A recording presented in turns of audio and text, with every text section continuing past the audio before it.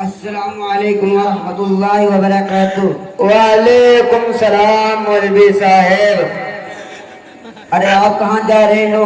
اس عمر میں گٹھری وٹھی لے کر سب خیریت تو ہے؟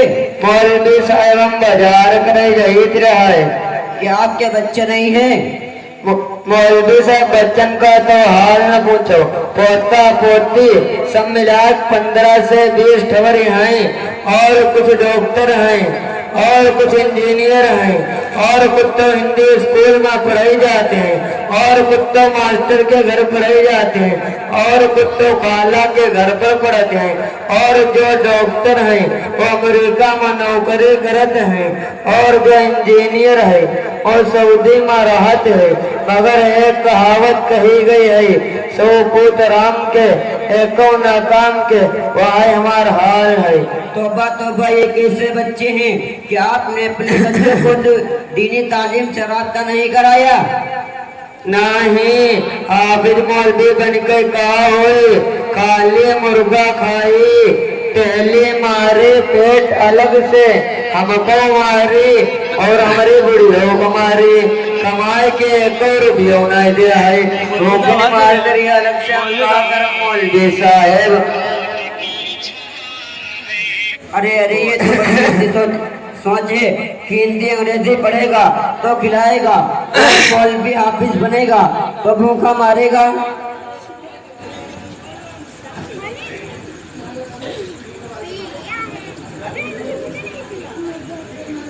یہ تو بڑی گندی سوچ ہے کہ ہندی انگریزی پڑھے گا تو کھلائے گا، اور مولوی حافظ بنے گا تو بھوکا مارے گا۔ ہم سوچتی ہے حافظ مولوی بن کے تو کہا ہوئی، خالی مرغا کھائی۔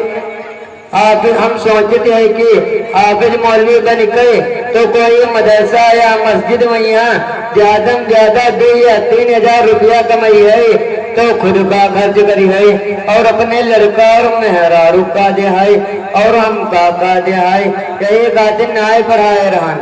دیکھیے ہمارے حضرت جی تشریف لا رہے ہیں۔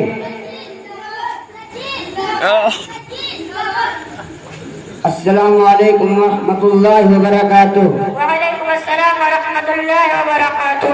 حضرت آپ کے مدرسے میں پڑھتے ہیں، یہ چچا کہہ رہے ہیں کہ مولوی حافظ 2-3 ہزار روپیہ کماتا ہے، خود کیا کھائے گا اور اپنے بیوی بچوں کو کیا کھلائے گا؟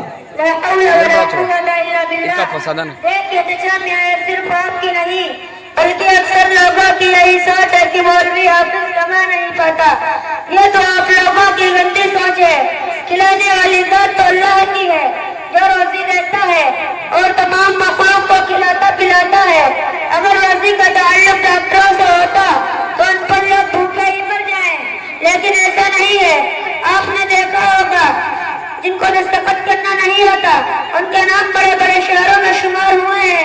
کہیں آپ نے دیکھا مولوی حافظ بھوکا مر رہا ہو، یا خودکشی کر رہا ہو، یا بیکار گھوم رہا ہو؟ ہر جگہ اس کی عزت ہوتی ہے۔ اس کے برخلاف آپ نے دیکھا ہوگا اگر وہ ڈاکٹر ہے تو اس کی ڈاکٹری نہیں چل رہی ہے، اگر کوئی وکیل ہے تو اس کی وکالت نہیں چل رہی ہے۔ اگر آپ سرکاری نوکر سے پوچھو کہ آپ کی تنخواہ کتنی ہے تو وہ بتائے گا 1 لاکھ ہے، لیکن کہے گا بہت مشکل سے خرچ چل رہا ہے۔ جبکہ مولوی کی تنخواہ 5 سے 6 ہزار روپیہ ہوتی ہے۔ زندگی بہت اچھی گزر رہی ہے اور اللہ کی مدد اس کے ساتھ رہتی ہے، اور وہ کبھی کسی کی شکایت نہیں کرتا۔ چچا میاں یہ وہ دین ہے جس کو حضرت محمد مصطفیٰ صلی اللہ علیہ وسلم لے کر آئے اور صحابہ کرام رضی اللہ عنہ کو سکھایا اور بتایا۔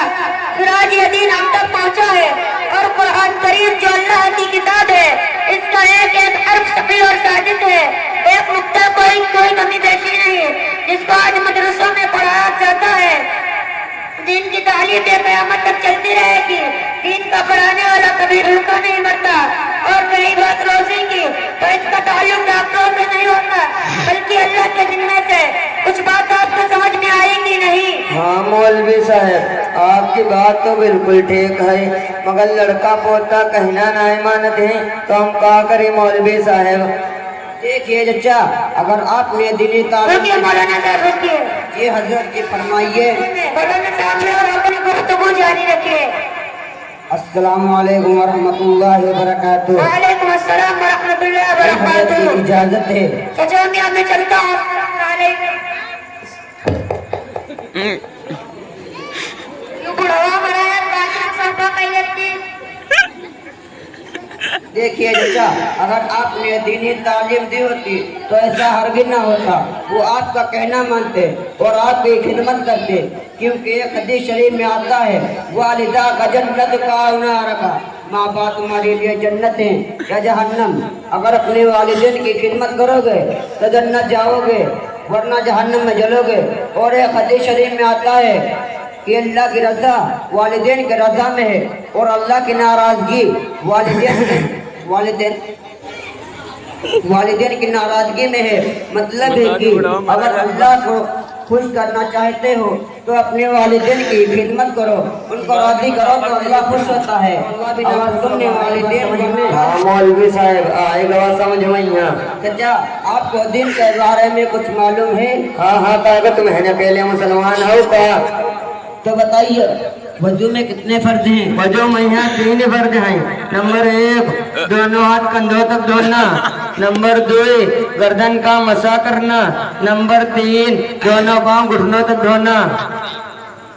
अस्तगफिरुल्लाह अस्तगफिरुल्लाह, वजू में 3 नहीं बल्कि 4 फर्ज है। नंबर 1 पेशानी के बालों से थोड़ी के नीचे तक, एक कान किलो से दूसरी कान किलो तक पूरा चेहरा धोना। नंबर 2 कोहनियों समेत दोनों हाथ धोना। नंबर 3 चौथाई दर का मसा करना। नंबर 4 टखनों समेत दोनों पैर धोना।